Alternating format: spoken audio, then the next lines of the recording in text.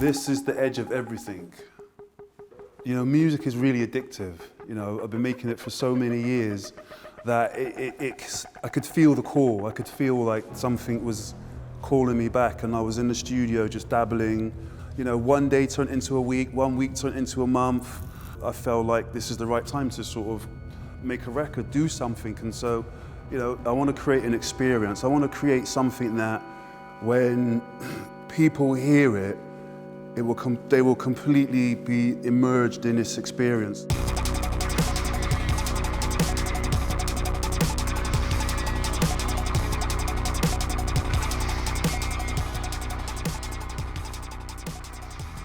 I have a set way that I work when I start to create a project. So there's lots of research. So I'm going to dive into books. I'm going to start reading books about everything: quantum physics, spirituality, consciousness, business, any place or that people are thinking differently, that people are challenging the status quo, I find interesting. And when I'm in the studio, I'm thinking, well, why can't I do that? Why shouldn't I press that button? You know, I don't care if it's out of key. I don't care if that's the wrong thing to do. And for me, that process gets me into this state of mind where I have to start pushing myself slightly off kilter. And I keep doing that, I keep doing that, keep doing that, until one day I wake up and I'm completely in nowhere. You're switching off the mind, you're stopping thinking, and you're getting into a place where you kind of feel lost. So the edge of everything is kind of interesting. There was a really in-depth look at technology as well, like how can technology serve me in this project? And I looked at a lot of software, a lot of synthesizers, a lot of analog stuff, a lot of pedals. And what I was really trying to get is this a really kind of analog warm sound, but within the box environment as well. So just trying to bring the best of all these worlds together and see how they could work to create the sound that I wanted to move through towards the future. That took a little bit of time and effort as well, because everything's changed so much and the technology is so amazing right now and there's so much choice and variety. My task was choosing the right pieces of software that would actually help tell the story that I wanted to tell. And so that was a lot of trial and error, testing things, plugins, amps, speakers, and just shifting them around. And then finally, you know, after about 8 or 9 months of that, it was like, right, we're ready, let's go. And so full steam ahead, sit in that room, you know, switch off the brain and see what comes out. We are on the edge of everything, but this is a choice, this is an opportunity. What I am saying with this project is, yeah, these are the choices, you know, and the titles speak for those. It's not just for us to submit to the will of our surroundings or our conditions. That's not how, you know, humans have been able to last this long or to get to this level. We have this spirit. And for me, I found that spirit making this album because it really broke me. I had to really relearn, retool, re-educate myself, and I had to dig so deep and find out who I really was in the experience. And that was a powerful learning lesson for me. So my focus for this project was, it's not a record, this is a movie, this is an experience, you know. Let it consume you, have your experience, you know, sit down in your environment and listen and see what comes up for you.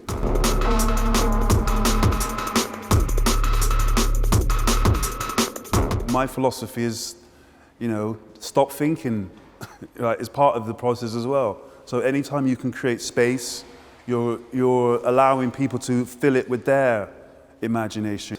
Wherever you have resistance or, you know, conflict or oppression, you're always going to find creative solutions. And so this last year has been, you know, a blessing and a curse. Out of the blue, you know, the pandemic happened, you know, the world shut down. And so it gave me a good opportunity really to sort of take a step back and rethink. There were no clubs, so there was nowhere to play the music. There was nowhere for me to do a live show. But everyone's at home. Everyone's listening to music. You know, I had so many people online saying, Krust, when are you going to release your music? I'm sat at home, I want to listen to something. And so, you know, after a while, it kind of made sense. I could see the value in lots of people being at home, listening to music, putting headphones on. The edge of everything is a journey into the underworld of yourself, into a part of yourself that you may not have known existed, that only comes out in certain stages of your life. And it's almost like it's an awakening. It's almost like it's this journey that you think you're not prepared to deal with, you think you're not equipped to deal with, but you are. And so the edge of everything is pushing you to that experience. You know, you have to go through deep learning about what it's like to maybe lose something. That could be yourself, that could be someone you love. It's about that commitment, it's about that desire, it's about, you know, being honest with yourself, how you see yourself dealing with failure, how you see yourself dealing with success, you know, and what are you making it mean? What's the purpose? Why do you want to do it? You know?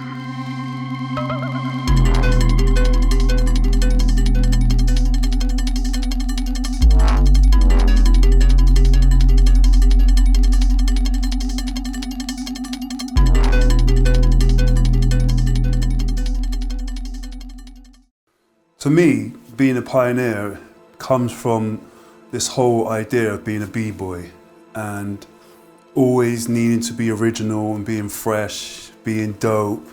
You need to have something that helps you stand out, you know, and I learned that, you know, from being a b-boy. And so when I started to make music, for me, it was like, how am I going to be different from you? Having something unique about me which other people aren't thinking about, aren't doing, aren't willing to do, don't want to go down that avenue. And so my brother produced the track and we got signed, you know, at 19. Then we were one of the first to experiment with jungle music, you know, we pioneered that, created that. And so, you know, all these things that we're doing are really satisfying that need to be creator, satisfying that need to be original, to be a pioneer. You know, I'm one of the original people that was there in the beginning of hip hop, the beginning of trip hop, British hip hop, jungle music, technology, and it's like, when you're in this space all the time, you can't help but want to contribute to it.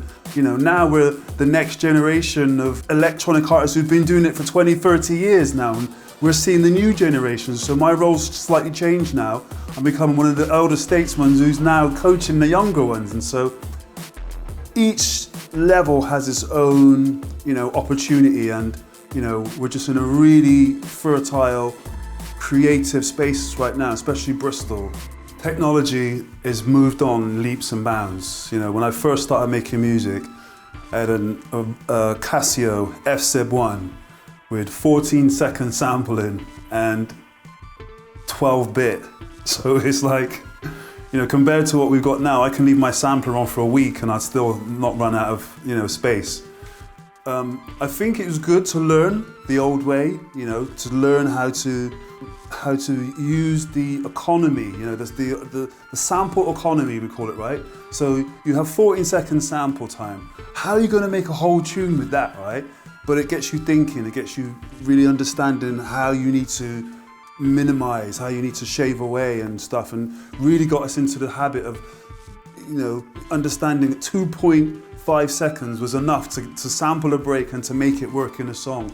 And so we really sort of understood how to make bass sounds, really understood how to use a synth in a certain way, really understood how to use the delay in a certain way. And all of these things became quite musical instruments within the composition, within the track, within the environment that we're making the music in. Fast forward to today, it's like I'm a kid in a toy shop. Like anything you can imagine you can do it now, and you can do it instantly. I used to do things back in the day where I'd sit down, I'd get a Moog Moog keyboard, and I would get a DAT out, and I would sit there for 3 or 4 hours just making loads of bass sounds and recording them all. When the DAT stopped, then I would take the DAT out, put it into the shot, start putting that content onto the sampler and start editing an hour's worth of that into the computer, right? If anyone knows what that's like, it's long, laborious thing, right? And then saving's even worse because you've got to get a stack of discs like this to start saving. But like I said, it's an education because it teaches you about sampling, it teaches you about production, and now when I'm using the new stuff, sometimes it's good to remember, you know, you don't need to use it all to kind of create the sound. You kind of have to use it in a way that it helps tell the story. And I think that's the discipline with the technology. That's the discipline that I've learned.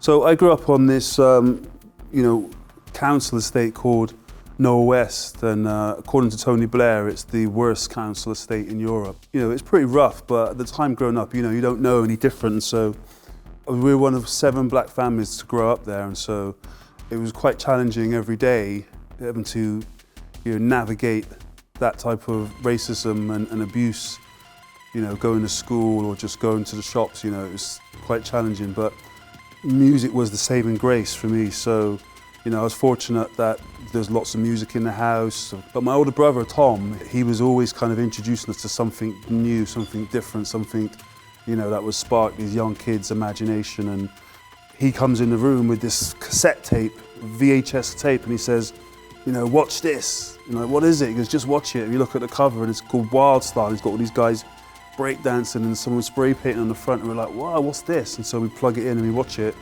You know, and that pretty much changed my life. When I saw Wild Style, it was culture. There was a whole ideology there, there's a whole ethos there. This culture, this cohesion, these group of people, it was fascinating. The next day, me and my brothers, we decide we're gonna start a crew, just like what we've just saw on this documentary.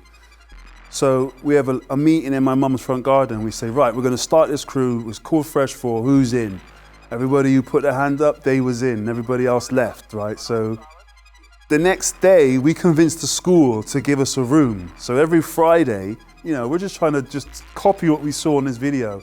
So we invite people in and we charge 2 pence on the door, you know, and that is the first hustle, right? And so eventually we save up enough money, convince our parents to buy us, you know, these turntables, these realistic turntables, right? These belt-driven turntables you cannot mix on, but it's a start. So we start learning with that. Eventually, we hear about this squat in St. Luke's Road. We start making friends with these guys in there, and they're like, oh, well, you can bring your sound system in and you can play as much as you want, as long as you like. And we're like, what? They gave us access to this room, we spray paint the room, we put a sound system in there, and we're doing parties in there. The crews at the time were like Too Bad, Wild Bunch were in our Massive Attack, and there's us. And then there's John Stapleton as well, he's got his crew. Every month we do a party, and those guys would come over, and it kind of just snowballed, and it built up, and it built up, and it built up. And around that time, my brother had this idea for this record. So he worked with Smith & Mighty for about a year, and came up with this tune called Wishing on a Star, and that got signed to majors, to 10 records, which was part of Virgin, and it just took off. That went to number 10 in the national charts, and all of a sudden, our lives changed.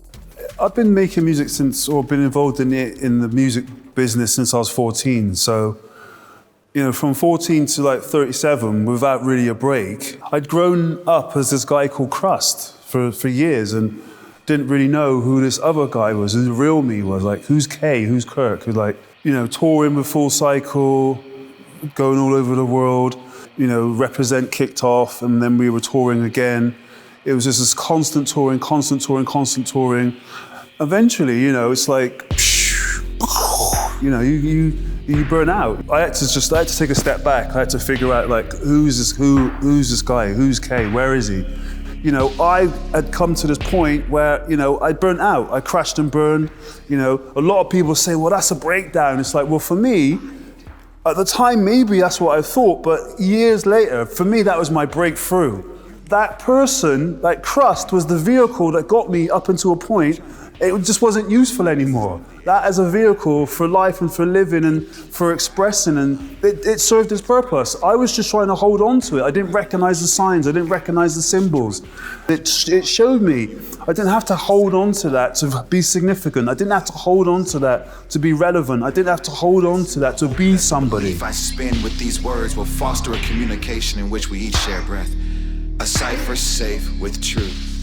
That time, you know, that look was undeflected, mirrored, untethered, held or kept to solve.